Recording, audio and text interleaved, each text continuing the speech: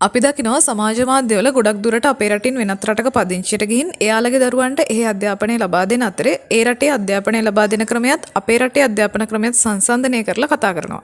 මම මේ වීඩියෝ එකෙත් දාලා තියෙනවා එහෙම පෝස්ට් එකක්. ඉතින් අපිත් ඒව දකිද්දි කතා කරනවා අපේ රටෙත් එහෙම වෙනසක් වෙනවා නම් කියලා. රටක අනාගතය තීරණය වෙන්නේ දියුණු මානව පරම්පරාවක් මත. ඒ කියන්නේ අධ්‍යාපනයේ මත කීමනක් තියෙනවනේ හොඳම දේ දරුවන්ට කියලා. ඉතින් මෙතෙක් කාලයක් නොවුණු විදිහට මෙතෙක් කාලයක් තිබුණ ඒ සාම්ප්‍රදායික අධ්‍යාපන ක්‍රමය වෙනස් කරලා නවීන ලෝකෙට ගැලපෙන විදිහට දැන් අපේ රටෙත් අධ්‍යාපන ප්‍රතිසංස්කරණ සැලැස්මක් මේ ආණ්ඩුව දැන් ක්‍රියාත්මක කරන්න කටයුතු කරනවා දකින්න පුළුවන්. ඒත් මේ වගේ වෙනසක් වෙද්දි පිරිසක් එයාලගේ පටු දේශපාලන උමනා මත මේ යෝජනා කරලා තියෙන අධ්‍යාපන ප්‍රතිසංස්කරණ ගැන දැනම වැරදි තොරතුරු සමාජගත කරන්න උත්සාහ කරනවා දකින්න පුළුවන්. ඒක තමයි අද එයාලගේ දේශපාලනය බවට පත් වෙලා තියෙන්නේ. පාසල් වසයි පෙළපොත් කපයි සිසුන් අධ්‍යාපනයෙන් පිටමන් කරන අධ්‍යාපන ප්‍රතිසංස්කරණ පරදෝමු. මේ වීඩියෝ එකත් ඔයාලට තියෙනවා දකින්න පුළුවන්. කියලා මේ අධ්‍යාපන ප්‍රතිසංස්කරණ ගැන වැරදි විදිහ සමාජ මතයක් හදන්න උත්සාහ කරනවා.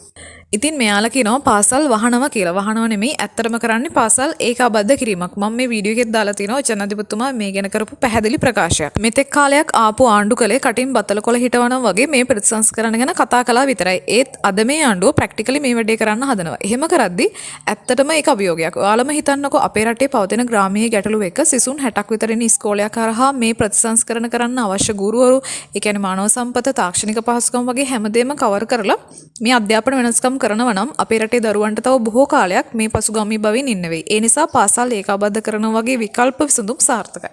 ඒ වගේම තව යාලා කියනවා පෙළපොත් නැහැ කියලා. ඒත් ඇත්තටම වෙන්නේ පෙළපොත් වෙනුවට මොඩියුල ක්‍රමයට 2026 වසරේ ඉඳලා 1 සහ 6 ශ්‍රේණි වලට ප්‍රායෝගික ක්‍රියාකාරකම් එක්ක අධ්‍යාපන කටයුතු ආරම්භ කිරීමක්. ඉතින් අවසාන වශයෙන් කියන්න තියෙන්නේ අපේ රටේ දරුවන්ට දියුණු ලෝකයක ඉස්සරහට යන්න මේ වගේ නව අධ්‍යාපන ප්‍රතිසංස්කරණ ගෙනෙද්දි අපේ රටේ දරුවෝ මත්ෝදුරෙන් බේරගන්න ජාතික වැඩපිළිවෙලක් දියත් වෙද්දි ඒ වගේනුත් මේ වගේ දේශපාලන ඌමනා වෙනුවෙන් පාරට බහින කුහක විපක්ෂය කියන කතා ගැන ජනතාව තව අවධානයෙන් ඉන්න ඕන නේද?